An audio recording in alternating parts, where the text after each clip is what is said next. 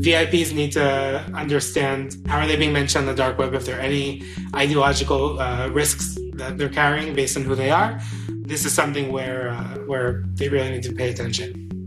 Hello, everyone, and welcome to Caveat, the CyberWire's privacy, surveillance, law, and policy podcast. I'm Dave Bittner, and joining me is my co-host Ben Yellen from the University of Maryland Center for Health and Homeland Security. Hello, Ben. Hello, Dave. Today, Ben talks through a proposed expansion of video surveillance in San Francisco.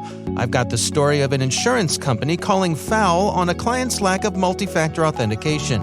And later in the show, Dov Lerner, security research lead at Cybersixgill, on the doxing of the Supreme Court and how things that used to be considered off-limits are now routine.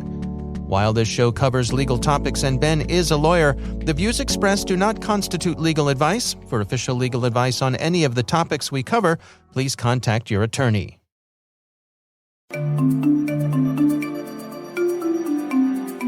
And now a few thoughts from our sponsors at KnowBe4. What do you do with risk? We hear that you can basically do three things. You can accept it, you can transfer it, or you can reduce it. And of course, you might wind up doing some mix of the three. But consider this. Risk comes in many forms, and it comes from many places, including places you don't necessarily control. Many an organization has been clobbered by something they wish they'd seen coming. So what can you do to see it coming? Later in the show, we'll hear some of KnowBe4's ideas on seeing into third-party risk. All right, Ben, we got a lot to cover this week. Why don't you kick things off for us here? So I know I have a pro-San Francisco bias. I am from there. Right. It usually manifests itself only with the sports teams. But this article was too good to pass up. Okay. So there has been crime wave in San Francisco that's matched the waves in other cities. Yeah. There hasn't necessarily been a large increase in violent crime, but petty theft, property crimes, riots, looting, those things have skyrocketed in the past couple of years. There's that famous video that made the rounds of a guy basically looting, I think it was a CVS, just kind of... Yeah, just taking stuff. Helping himself to whatever he wanted. And no one cared. Right. Yeah, and then there was last Thanksgiving in Union Square where a bunch of the... boutique, high luxury stores are in the city. There were people just walking out of Tiffany's and Sephora with bags full of goods. Yeah. The other important context is there was a individual named Chesa Bodine who was elected as the city's district attorney, so lead prosecutor. He was elected as a reformer, so somebody who was going to reform criminal justice, was not going to pursue aggressive prosecution of nonviolent crimes. That didn't go so well for him, and he was summarily recalled last month, and he is no longer the district attorney. So there's a new district attorney appointed by the mayor, and even though everybody involved in San Francisco politics is liberal or a Democrat, the mayor is more on the conservative side on quality of life, property crimes issues. And she appointed an individual by the name of Brooke Jenkins to be the new district attorney and push through a policy that would allow the San Francisco Police Department to get live monitor private security camera footage from all over the city, including from residential Ring and Nest doorbells. Okay. This is being considered in front of a committee of the Board of Supervisors. So the way the policy works now is that SFPD can access these private videos only in a situation where there's a threat of imminent risk of life or serious bodily injury. There's an emergency form they can fill out, right? Exactly. Yeah. But this policy would extend that to a lesser category of crimes, so property crimes, stealing, looting, that sort of thing. And there are thousands, if not tens of thousands of these private cameras around the city of San Francisco. It's not just outside of major retailers, your Walgreens. It's also, as they mentioned, Nest and Ring doorbells on individual households. So there are really two pretty compelling policy arguments for and against the expansion of this policy. The argument for this policy is the best way to deter property crime is quick, fast prosecution to show that we are pursuing a strategy of deterrence. And to do that, you need all of the video footage you can possibly obtain. And the footage already exists. You just need to get your hands on it. And that's what the goal of this policy is. San Francisco is really suffering under the weight of these crimes. They've lost a lot of their residents due to both that and also probably more so due to the exorbitant cost of housing there. Right. So it's a huge problem. It's something that has obviously caused political turmoil and is very compelling. The other side of this is law enforcement is now basically deputizing tens of thousands of individuals and businesses in San Francisco to have 24/7 eyes on the citizenry. And there's nothing stopping an aggressive investigator of accusing somebody of rioting in front of their own house or engaging in a low-level drug deal and then getting somebody's Nest or Ring footage and having basically a private eye on the streets of San Francisco at all times. So as you can imagine, this got very heated in the debate in the Rules Committee and the San Francisco Board of Supervisors. And my guess is just the way the political winds are blowing, they will be able to enact this policy. I'm not 100% positive about it, but there has been a major pushback from the American Civil Liberties Union of Northern California, who's heavily involved in this effort. Also, entities like the Electronic Frontier Foundation. So it's just a really interesting window into the conflict between the need to crack down on these quality of life crimes that really are plaguing cities like San Francisco and having this kind of Orwellian policy of 24/7 eyes in the sky, eyes on the building that we've seen to an extent in other cities, but not to the extent that we would see if this policy were adopted. Well, help me understand here what the details of this policy. So would this entitle the law enforcement folks to my private feed? If it was part of an investigation into one of these categories of lesser crimes, then yes, they could obtain that feed from you via subpoena, and they would not need a warrant. So there doesn't have to be probable cause that a crime is committed. There would just have to be an allegation that something suspicious had taken place. And that's fully at the discretion of law enforcement. And what if I said no? Well, then you could be held in contempt of either, if it was a judicial decision, contempt of court. If it was just the police department, there are ways that they could come after you, try to fine you, or just make your life generally difficult. So it's going to be difficult not to comply. I'm sure you are going to get some people who are going to choose to not comply with this policy if it is enacted out of principle. Right. And that might force the police to have to go to court to enforce it and get the sheriff to come seize the footage. But there's certainly going to be an incentive structure in place to make sure that people actually comply with these requests. And I have to say, most businesses are more concerned about property crime than they are about the people walking in front of their stores who might be the subject of unnecessary video surveillance. They have more of an incentive if they think that this is actually going to cut down on property crimes to comply than they would to care about a random person who just happened to be dealing drugs outside their store. So I think there's more of a chance for widespread compliance, especially in more business-friendly districts, than one might expect. So what's the abuse case here? What's the going too far with this footage? I mean, we know, all of us know if we walk down a city street, chances are there's a number of cameras that are going to be capturing us. If we go into a retail store, certainly I would assume that I'm being watched the whole time I'm in there. So what's the abuse case where that goes too far when that footage is handed over to law enforcement? So the chilling effect on First Amendment associational rights is a concern here. There have been previous instances in mass surveillance schemes where there's been surveillance of protests, for example, the Black Lives Matter protests. Pride in San Francisco is obviously a big deal. So surveillance in Pride protests. Right. There's been kind of an anti-police movement among the LGBT community in San Francisco. So there might be incentive for SFPD to abuse that power. just the potential for harassment. I mean, you could certainly blackmail somebody. If you just have the vaguest allegation that somebody's committing a crime, you could get footage from somebody's household camera that shows them doing something compromising on the street and can use it against them, or can harass them with the force of a rather large police force that can make your life extremely difficult. So I think the potential for abuse is certainly there with any type of regime like this.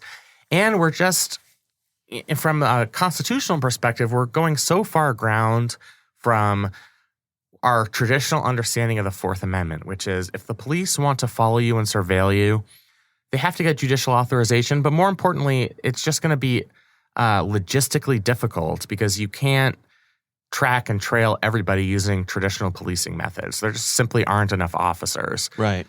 But if we're getting into this world where SFPD is going to get access to private security cameras simply for nonviolent offenses, we're so far beyond the individualized suspicion that would justify surveillance in a court of law, and so far beyond this idea that simply by going out in public, you're not necessarily exposing yourself to the whims of law enforcement and their own requests.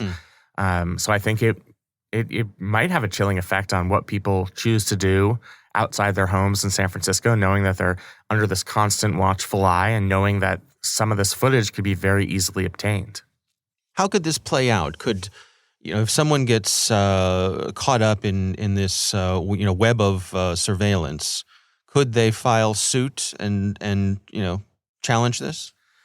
Yeah, you could challenge it on constitutional grounds because of the plain view doctrine, where the Supreme Court has said if anything in plain view is generally fair game for law enforcement if you're not trying to conceal anything or protect your reasonable expectation of privacy.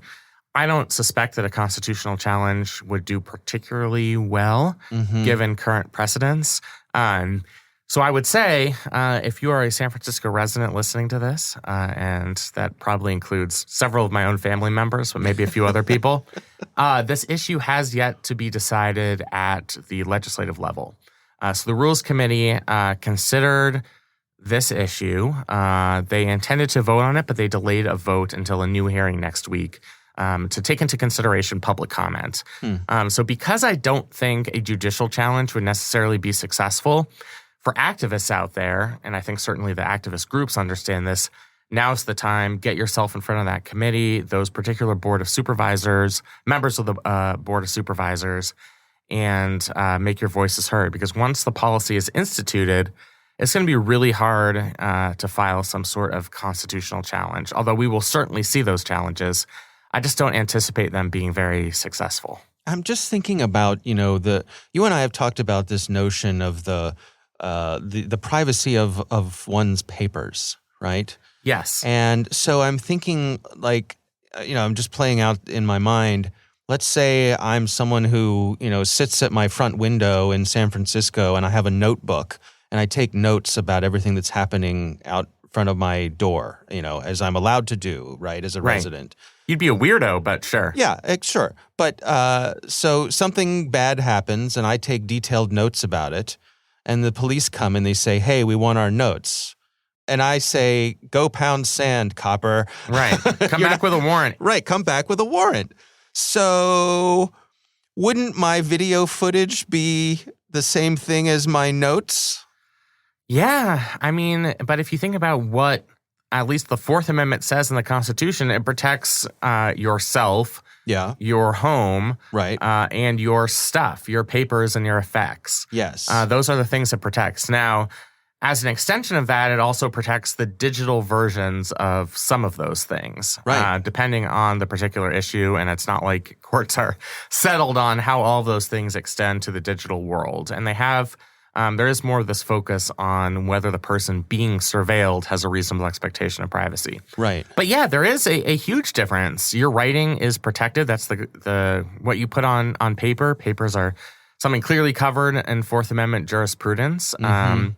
But the camera you put up that's making observations of what other people are doing in public is not subject to that same type of scrutiny. That's the way the law is written right now. So, I mean, you're right to come up with that as a hypothetical because it's very true.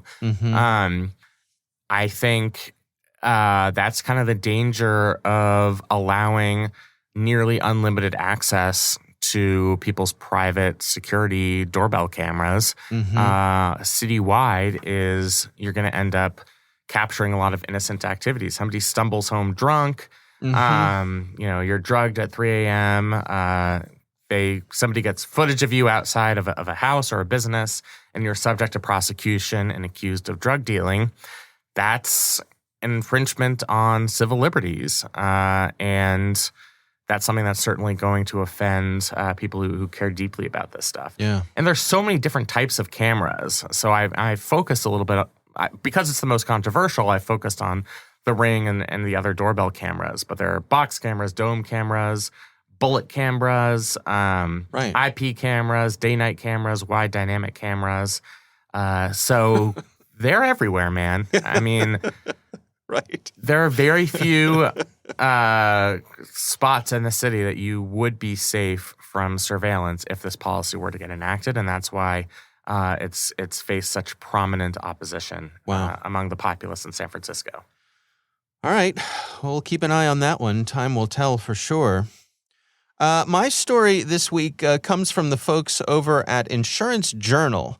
They cover the insurance market. It's an article written by Chad Hemingway, and it's titled Travelers Wants Out of Contract with Insured That Allegedly Misrepresented MFA Use. So let me walk you through this because I think it's interesting. So Travelers Insurance Company, big time, big name insurance company. Seen their commercials. Yep. So they wrote up a cybersecurity policy for a company in Illinois. The company name is International Control Services, or ICS. And as part of this policy, Travelers had them fill out a form, and part of that form said, do you use multi-factor authentication? And the organization ICS said, absolutely, yes, we do. So time passes. ICS gets hit by a number of different, cyber attacks, including a ransomware attack back in December of 2020. And when they go to make their claim with Travelers does their due diligence and discovers that the company actually was not using multi-factor authentication in the ways that they had sworn to when they applied for their insurance policy. They had a signed letter from the CEO of the company saying that they use MFA for administrative and privileged access, but that turned out to not be the case. So now Travelers is going to the court, and evidently this is, according to this article, this is the first case of its kind. Travelers is going to the court to say, hey, we want this insurance policy null and void. We want to rescind the policy and declare that we have no duty to indemnify or defend ICS for any claim, basically because they were dishonest in their application. What do you make of this, Ben? Would everyone hate me if I took Travelers Insurance side? Because that's kind of where I'm leaning here. Me too. So, I mean, you feel bad for the little guy who got hit by ransomware, but I'm thinking like, if Travelers came to me and said, hey, we want to insure your building, do you have sprinklers and fire extinguishers or fire escapes? And I said, absolutely. And then the building burns down. With no sprinklers. There's no sprinklers, deploy. no fire escapes, right? Well, is this the same sort of thing? It is. I mean, you can't lie when you are applying for insurance because there are very specific ways that they evaluate your level of risk, and that determines the policy that's going to get covered. Right. So I think multi-factor authentication is the security measure that's taken to protect information security. Just as a sprinkler system protects you from fire, just as every other risk mitigation method that businesses and households take is factored into an insurance policy. Right. I'm frankly kind of surprised that this seems to be one of the first cases where we're seeing an insurance company try to null and void a particular policy because of a misrepresentation about multi-factor authentication. But from a legal perspective, this seems like a pretty significant material breach of contract that should allow travelers and insurance to get out of that agreement. The lesson here is you just cannot lie about having multi-factor authentication if you don't actually have it in a meaningful way. And I think I can't really figure out a way to differentiate that between the hypothetical that you just presented. How is that any different than saying you have a sprinkler system and the fire happens and no sprinkler system exists? That is a material misrepresentation on your insurance application. That's a no-no. And that is a way for your insurance company to say, yeah, we're not covering that. Right. So, yeah, I mean, for all the obvious cyber hygiene reasons, make sure that your organization has multi-factor authentication. But if you don't lie about it on your insurance application. Yeah, and I'm trying to imagine, the folks at ICS. I'm just, trying to give them as much benefit of the doubt as possible here. Where they're going through, they're getting their cyber insurance. The boss says, "Hey Ben, go get us some cyber insurance," and you go out and you get the, it's your job, right? And so you engage with the insurance company, and you have to fill out this form, right? And it says, "Do you use MFA?" And you're like, "Oh man, well, when they're not going to give us the insurance if I say no here, you know what? I'm going to put that on my to-do list," right? so you tell the lie, but in all effort, you're intending to put MFA into place, but you just don't get to. You just it's just times are tough, Ben, and you're busy, and you just don't get around to it. And in the meantime, the ransomware attack happens. I guess you rolls the dice and you takes your chances, right? I mean, that's the risk that they took here, according to what they're alleging in this article.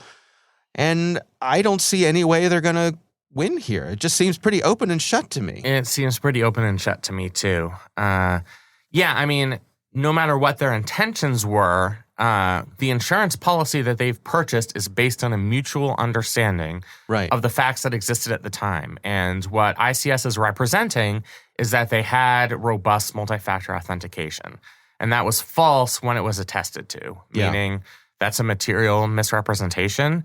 Contract Law 101, I'm not an expert in insurance, but that's a pretty significant, obvious breach. And so no matter what your intentions were, even if you were saying, okay, well, I'll say I have this in anticipation that we're going to set it up over the next couple of months, you really can't screw around with that in an insurance application. Because every policy is so individualized to the risks inherent in that business that the insurance company is going to nab you for it. It's interesting to me too how and I think rightly so, the insurance companies are now providing the incentives for organizations to set their security right. And in the same way that, if I get a homeowner's insurance policy on my house or an insurance policy on my place of business, chances are somebody's going to come out and do even just a casual inspection, right? To say, yes, you actually have smoke alarms. Yes, you actually, the firewall goes all the way up to the peak of the roof. All these types of things they're going to do. I wonder if an organization like Travelers, as these sorts of things happen, are going to say, okay, we can't just rely on this form anymore. Let me see it. Yeah, prove it, right? I mean, look, let's take a different example, life insurance. I have a life insurance policy. As a relatively young person in my 30s and pretty good health, I can get a great rate. But there are things that would increase my risk level. And certainly that's something that the insurance company is going to want to know about. So they asked me a bunch of questions about my medical history, about various metrics. They could trust me, or they could do what they actually did, which is have somebody come over to my house and give me a blood test. Yes, that's where I was going. Because I wasn't sure if you were in that zone yet, because I am absolutely in that zone yet, having a few years on you. They don't take anything for granted. If you say something, they're coming over and they're taking blood. They are taking your blood.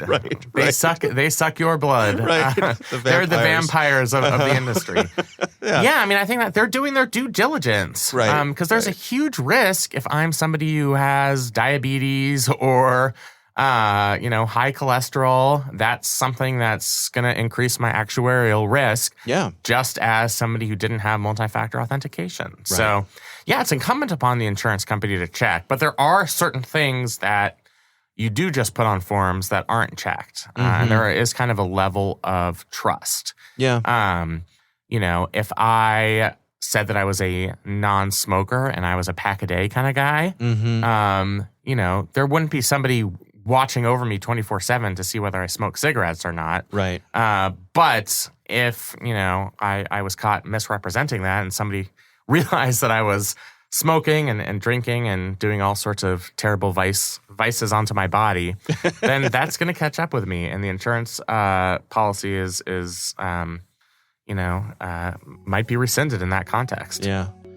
All right. Well, we will have a link to that story in the show notes. We would love to hear from you. If there's something you'd like us to consider for the show, you can email us. It's caveat@thecyberwire.com.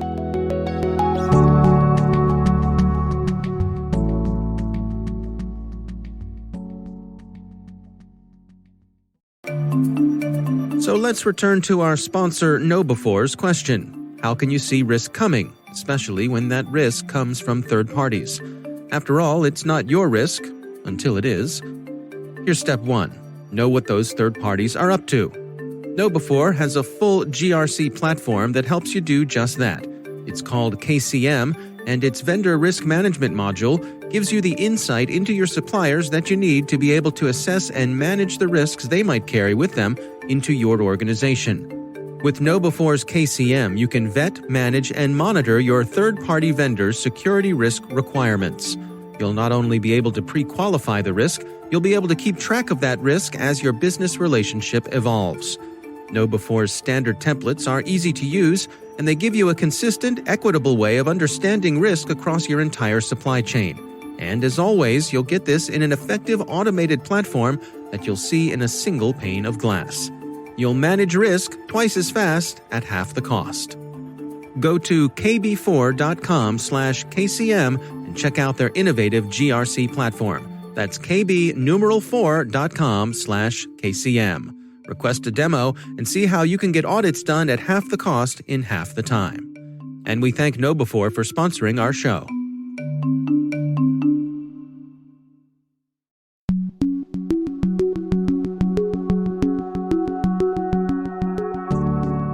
All right, Ben, I recently had the pleasure of speaking with Dov Lerner. He is a security research lead at an organization called Cybersixgill. And we were talking about some things that he and his colleagues have been tracking, specifically the recent doxing of the U.S. Supreme Court. After the overturning of the Roe v. Wade decision, we saw this happen here. And part of our conversation focuses on things that used to be considered off limits seems are now routine. Here's my conversation with Dov Lerner. The dark web, what we look on in the dark web is generally financially motivated cybercrime, right? Meaning the majority of dark web actors are on the dark web to make money. But we also see ideologically motivated cybercrime, right? The hacktivism. One of the things that we see in hacktivism is doxing. Someone will out the details of someone else, an adversary, a rival. It began in the gaming world, right? So it was that one gamer felt that another gamer cheated or did something wrong or slighted them in some way, and so they would out their opponent's details. Now, a colleague of mine, actually, I'm not going to take credit for this, a colleague of mine came across a post on Telegram saying that there was credit card information for Supreme Court justices floating around the dark web.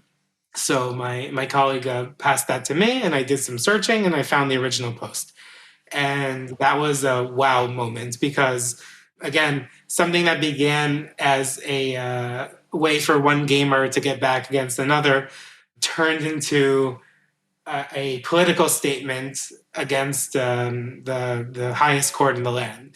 So that was, again, a very big wow moment. And then when I continued researching, I found that this was not the only alleged dox of the Supreme Court justices. I found several other ones. And just to clarify, this is the justices that voted to overturn Roe v. Wade, minus Chief Justice Roberts. He did not appear in any of the doxes, but the other justices that voted that way did appear on the doxes. Yeah, I mean, it is really fascinating here. Can you give us some insights? I mean, is it typical for a high-profile person to have additional protection of things like their credit card details? Yeah, so I am skeptical, to be honest, if that was actually the real credit card details. That would suggest a level of access to them that requires, hacking, breaking into their phone or computer or something, right? That's again, I'm skeptical if that data is real. What I do think is real with much higher confidence, because this is information that should be out there, but is not necessarily easy to find. There was information about their siblings, their spouses, their personal email addresses, phone numbers, physical addresses, family members, vehicle make and model, a lot of other information that seemed legitimate, right? That information, I think, is much more likely to be real information. And that's something that, someone could have done a lot of sleuthing. They might have looked through public records and statements. Because these are government officials, they need to file all sorts of public paperwork and everything. So someone dug very deep. Now, were the people who were offering this information up, did it appear as though they're looking to make a profit on this, or are they just out there sort of for the chilling effect of putting all this information in one place? Yeah, no, all the information was there. There's no payment necessary. Anyone now can access it, and it's there. And these actors, some of them remained anonymous. But the 3 actors that posted doxes that were named actors, right? You can, as an actor, you can be anonymous on this site, or you can be named. And the actors that were named were all relatively new actors. So these were not actors that really had long reputations or anything.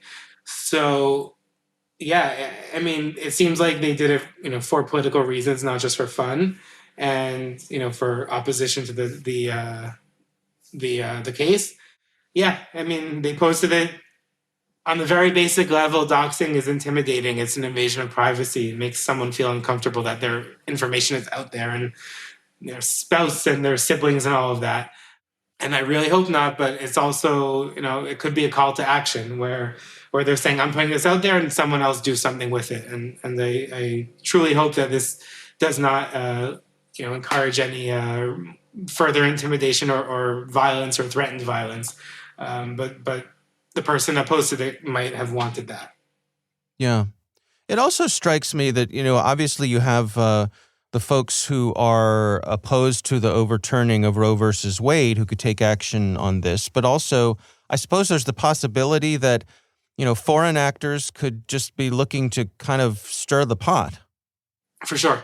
Once, again, it took a high level of sleuthing to put all of this together. It's not something that a typical person would necessarily want to do or be able to do. And yeah, once this is out there, then anyone can now access it. And this is not data, this isn't a password that can be changed. The siblings' names are siblings' names, and addresses are addresses. These are things that are real people, with real implications. Yeah. It also strikes me that this is really a shifting of, I suppose, norms might be a way to say it, that there simply aren't things that used to be out of bounds anymore. Yeah, as someone who very much cares deeply about civility in American political discourse, and horrified by any sort of political violence, this is a step further, in the wrong direction.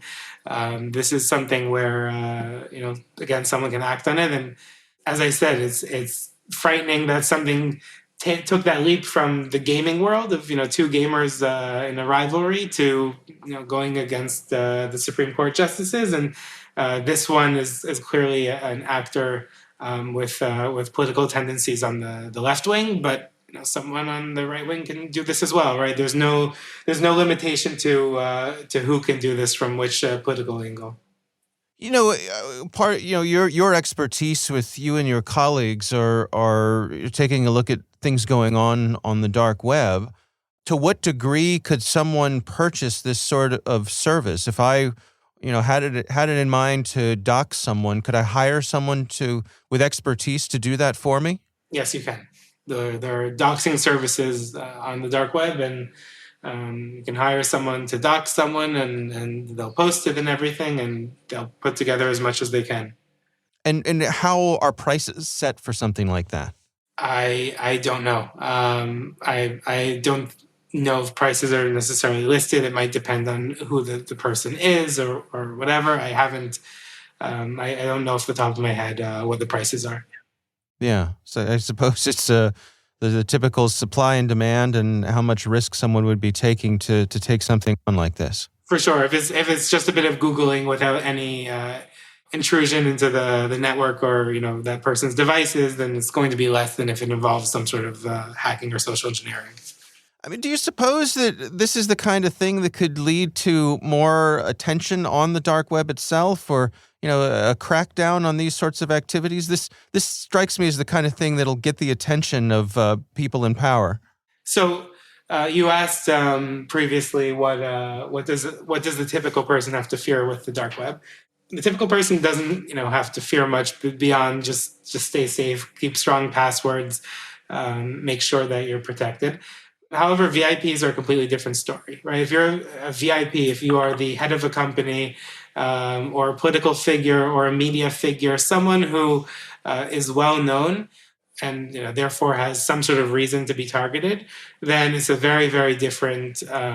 It's a different ballgame, different rules, and VIPs need to be monitoring their name or the organizations that need to protect them, whether it's a enterprise or politics, whatever it is, media.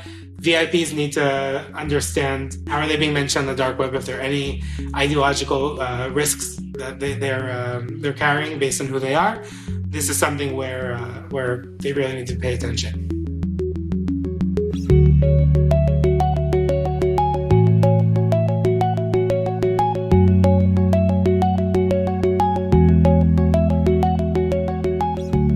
Ben, what do you think? Yeah, I mean, this is a serious problem. It was interesting for him to go through the history of it. It started as something that was rather niche to the video game industry. Right. But we've started to see instances where this has very serious consequences on the people that are affected.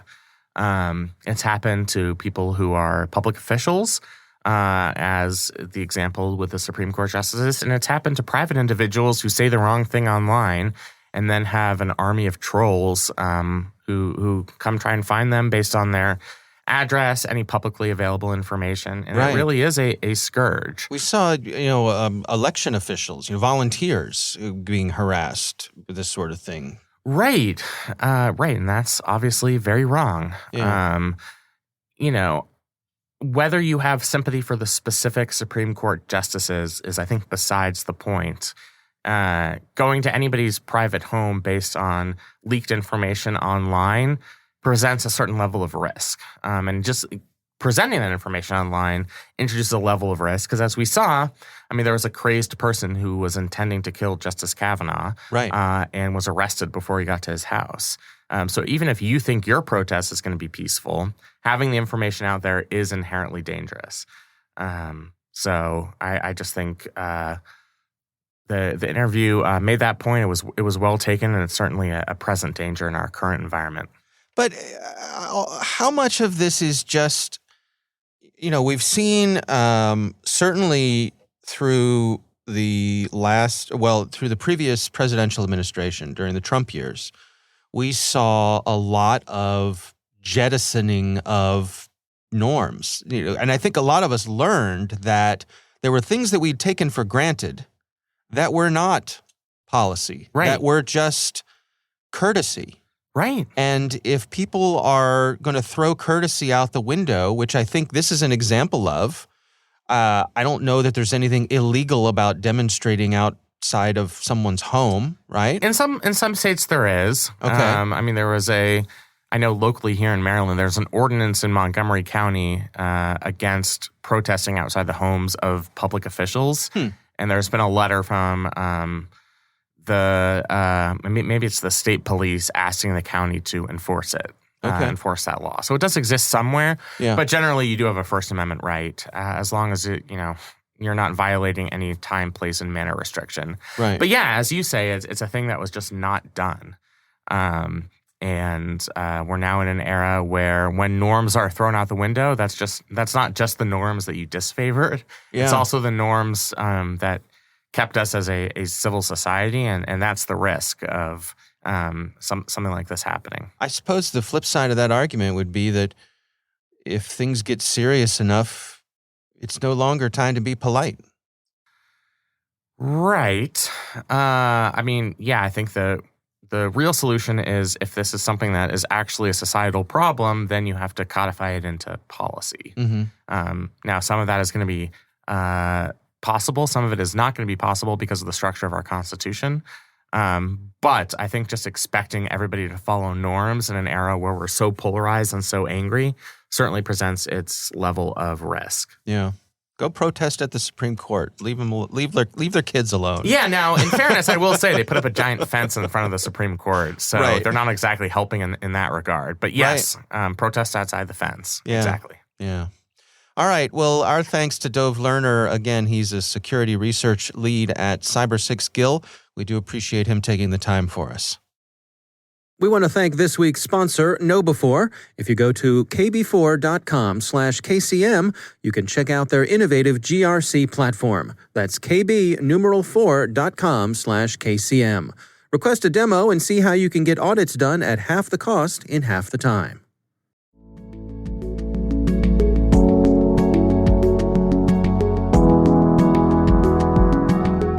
And that is our show. We want to thank all of you for listening. The Caveat podcast is proudly produced in Maryland at the startup studios of Data Tribe, where they're co-building the next generation of cybersecurity teams and technologies. Our senior producer is Jennifer Iben. Our executive editor is Peter Kilpie. I'm Dave Bittner. And I'm Ben Yellen. Thanks for listening.